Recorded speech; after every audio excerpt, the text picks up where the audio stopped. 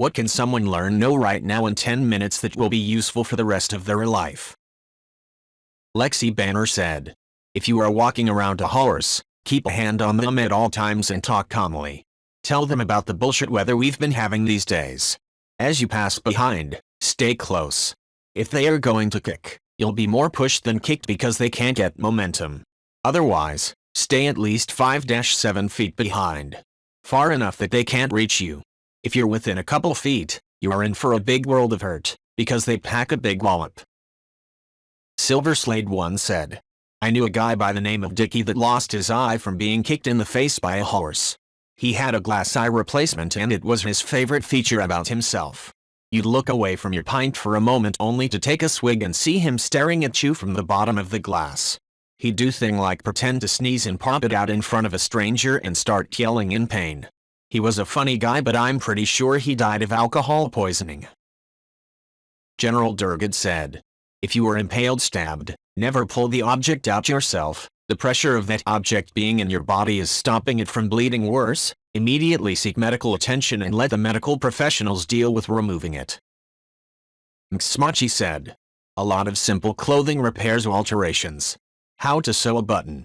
My mom made one pair of uniform pants last 15 years because every time she gained or lost weight, she would just ask me to take off the button and sew it back on.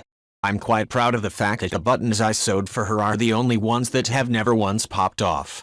How to hem pants and skirts using hem tape. Sewing a nice hem isn't always quick and easy, but when done right, using iron-on hem tape will buy you a good deal of time. I and my mom are quite short, so I learned how to do this at a young age because we would often spend an afternoon hemming our respective uniform shirts for work, mine for school. How to re-dye bleach-stained clothing. These are the ones that I think fit within the 10 minutes or less to learn category. I am an asshole, AMA said. To add, when people are choking and about to die they make little sound. Help them immediately with the Heimlich or back slaps. If they are choking but with coughing or gasping sounds, they are in distress. Move to assist them immediately. Often on Reddit, when discussing the Heimlich maneuver, you'll see plenty of people pointing out that if someone is coughing, they're breathing and they aren't choking. The problem is, people go from coughing choking to not breathing choking in the snap of a finger. Don't dismiss the danger. I've been a paramedic for years and it blows my damn mind when I see Redditors giving out this shitty advice on choking emergencies. Drew Humpback said, pride is your enemy when you're driving a car. Jackass tailgating you wants to pass in an unsafe location? Let him by. Somebody cut you off in traffic? Back off a little to give them plenty of space. Somebody rolled up in the lane that's closed off and wants to cut the line? Let them in. Fact is, it's almost always a minor inconvenience, but speeding up and feeding road rage can cause accidents and get you shot by giant assholes.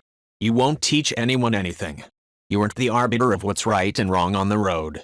You're just another driver and every driver's main responsibility is avoiding accidents.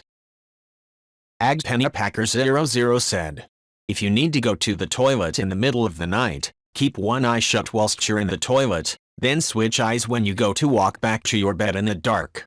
The eye you kept shut whilst the light was on in the toilet will not have adapted to the light and you'll be able to see in the dark and make your way back to your bed without smashing Yashin on the bloody coffee table. Desai said, it's what a Paris CDH airport bomb disposal squad did, a while back now. They were blowing up specific suitcases on an alert and they told me to take the same position while I was with them. They had an armored remote vehicle with a long steel arm and an explosive on the end to detonate each suitcase. It made a loud noise and some shockwave inside the building and didn't leave much suitcase or contents, I promise you. I asked and they said. With their fingers in their ears they didn't seem funny, in fact they seemed stressed and pleased when it was over, so I took it as good advice from experts. They were definitely serious people. Free Advice said, I'll piggyback off this to add some advice I heard that changed the way I think about self-defense. If you are being attacked for your possessions, your wallet, your watch, your car, give it to them as fast as possible and take off running. Anything can be replaced.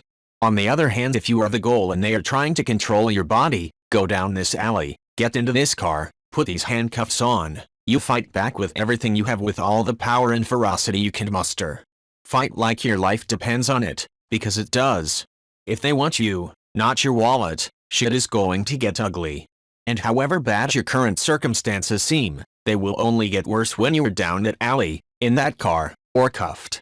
Your best chance of survival is immediate action, not waiting until you are cuffed alone with a psychopath in a cabin in the woods. Volvo Flexer said, owning up to a mistake and offering to help fix it works much better than doubling down when you know you're wrong is what I try to teach them. People like you a lot more when you offer to help fix than when you get angry just because you made a mistake. A very important part of that is always giving your kids the chance to make things right, and to show them you're not perfect either and want to make things right after being wrong too. Booker T3 said, actually this has saved my life twice now. If choking, don't panic. After choking on my mother's lamb chops, I tried to explain my predicament to my parents, whilst unable to speak. After 20 seconds, my mother realized what was happening, and ran out of the house. My father sat oblivious eating his chops wondering what was going on.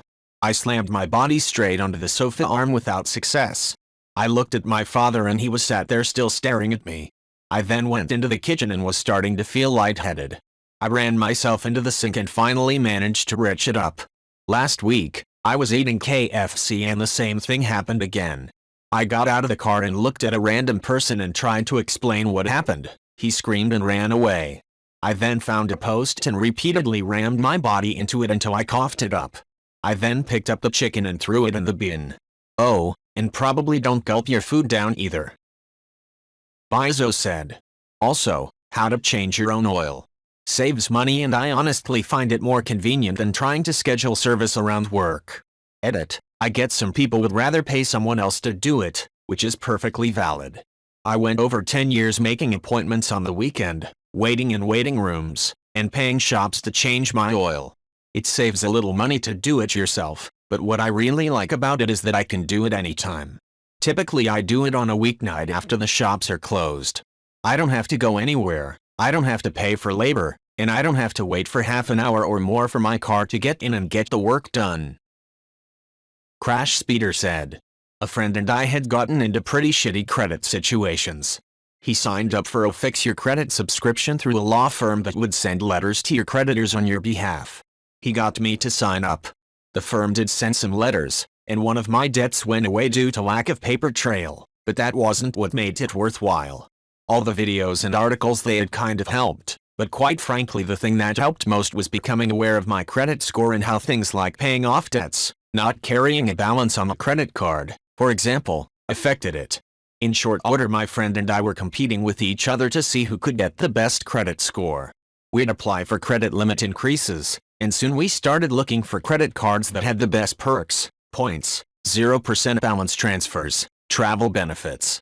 Each time our credit limit increased or we got a new credit card, the amount that carrying a balance affected our credit was lessened.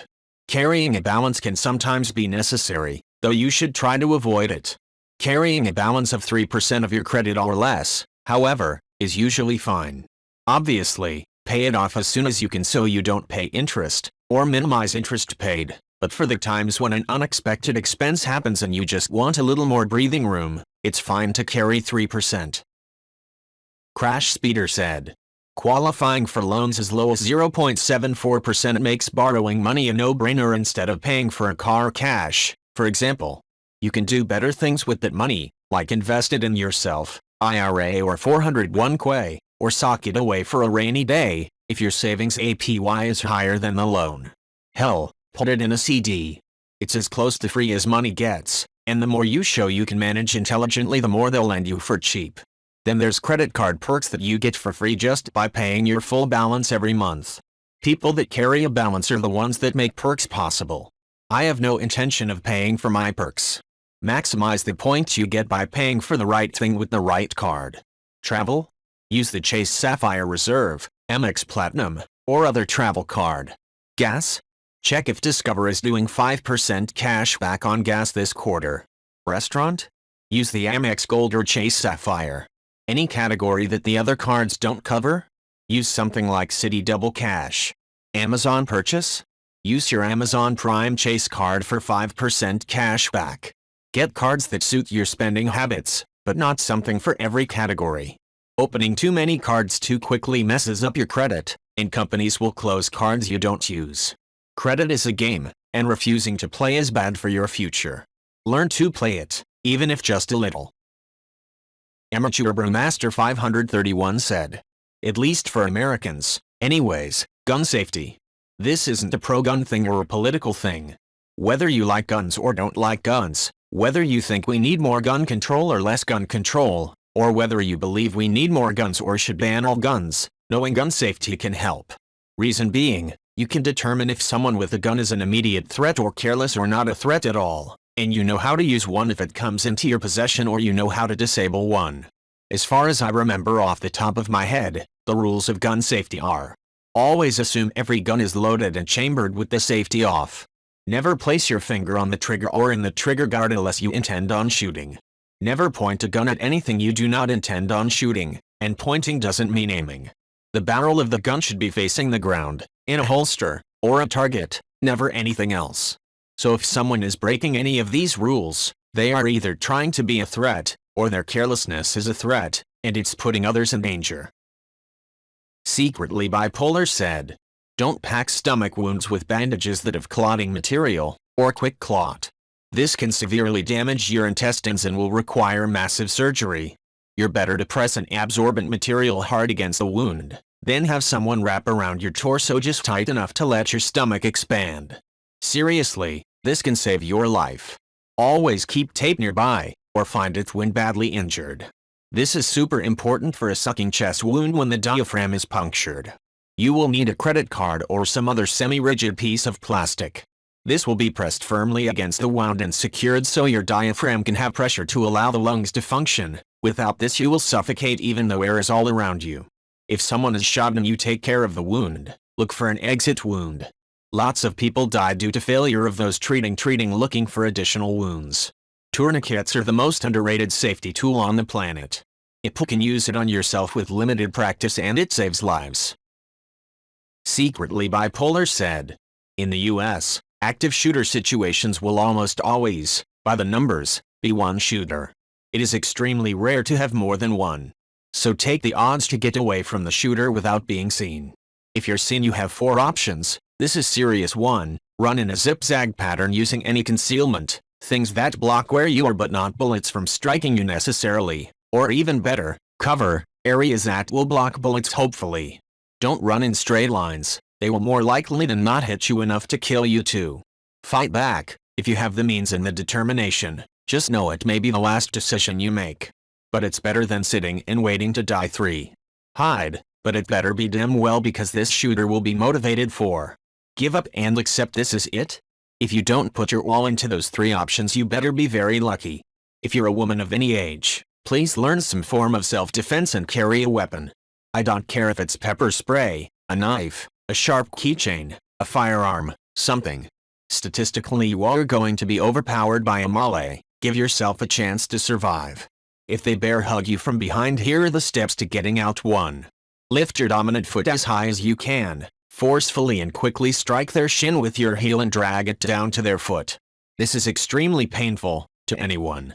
Immediately after you plant your foot, start throwing elbows into their ribs, while lowering your center of gravity. The moment they loosen up, heel strike or elbow strike again, then run like hell and scream for help. This isn't foolproof, but if you're determined it may save your life. Secretly Bipolar said. Some people may argue this point. I'm not big on talking about my past, my training, or what I do for a living. I just want people to get home to those they love. I have been in a few situations where I almost didn't make it home. Have the will to survive, and have the tough conversations with your family if you work in a school, hospital, or office setting. Decide ahead of time if in an active threat situation if you're going to help someone who falls, someone disabled, or someone injured. This will, inevitably, draw attention and you may die doing the right thing. Your family should be aware of what your choices are. Lastly, understand in the moment there are 3 responses: fight, flight, and freeze. Your body will resort to its training. If there is no training, it's anyone's guess how you will honestly react. Remember, it's a minimum of 3,000 repetitions to make muscle memory, and active thoughts can be practiced every day. Thanks for reading and I hope you never need to use these. Sorry to ramble. Downside Risk said. I'm not 100% certain this is reliable. However, I heard using this advice years ago, and I personally used it, and it was 100% effective when it comes to waking up and knowing that people are in your house, aka, your house is being burglarized, home invasion, etc. In order to alert the intruders you are home, you should do so by not causing panic. Especially to the intruders, you have no idea if they are armed or on drugs. When I was 21, I was sleeping in my bedroom, my twin sister was with me, and we woke up to knowing people were in our place. The bedroom door wasn't locked, and we knew that they might try and open the door. So I went to the bathroom, flipped on the light, and my sister positioned herself by the front bedroom door lock. I flushed the toilet, she flipped the lock. The flush alone was enough warning to the intruders that someone was home, but not enough to spook them into fear mode. It gave them the opportunity to leave undetected, so they think, which is the most important at that point. They left in under 30 seconds. I don't know if this was a good idea, but it saved me and my sister from who knows what. It was extremely effective and didn't make the intruders think I was rifling through a drawer trying to find my gun or something along those lines. They assumed that someone was using the restroom, which means they thought I was unaware of their presence. It gave them the ability to choose to leave. Again, I don't know if this is 100% reliable, I just know that it worked and saved me from being a victim of a potentially much larger crime. Witty Name said. Trying to swat and kill wasps is a good way of getting stung. Not only may the wasp you're trying to kill try to defend itself, many wasp species release pheromones when dying that alert nearby nestmates, which may trigger a swarm of angry wasps coming for you. Spotted some hairy or spiky caterpillar, but you've got no clue what species? Don't touch it barehanded. There's a fair number of them that can cause itchy rashes, welts, or painful stings. In both cases, and with various other potentially stinging, biting, pinching critters, they're better handled using the paper and cup trapping method. Put a container of some kind, preferably transparent, so you can see whether you actually caught it, over the critter. Carefully lift one side a little bit and shove a sturdy piece of paper under it until the critter is trapped in the container. You can then easily move them away from your pet's family home without risking a bite, pinch, or sting. Depressman3 said. To change tires, a guest edit so I can clarify it for basic beginners, and it's been a while since I've changed a tire and it's hard to put into words at 5 a.m. First, check if your tire really is flat. Second, open your trunk and find a way to open the floor of it. You will find a jack, a spare tire, and the tools. Now comes the tricky part, removing the tires. Now the thing holding your tires to the axle are some nuts called lug nuts. The problem in removing the lug nuts is the hubcap, or the fancy chrome circle thing on the side of the wheel. In a basic car, the lug nuts will be exposed for this exact reason of changing a tire. But in fancier cars, the hubcap may cover the lug nuts. In this case, it's your responsibility to figure out how to work around this in your particular car. Depressman3 said. To remove the lug nuts, figure out which wrench is supposed to remove the lug nuts. There may be multiple wrenches with your tools or just one single tool with all the wrenches. Then proceed to remove the nuts one by one. If the nuts seem too tight, first make sure you're turning it right-righty, tighty, lefty, loosey. If not, use the standing method where you position the wrench so that when you put one foot on it and push down on it, it will turn clicquidly. This more than just enough to get the nuts loosened. Place the jack under the car near the flat tire on the side facing the other tire on the same side. Then raise it with a scissor jack. This is easy, just place it so that the hook faces you, then hook it with another hook you will find with the tools, then twist it.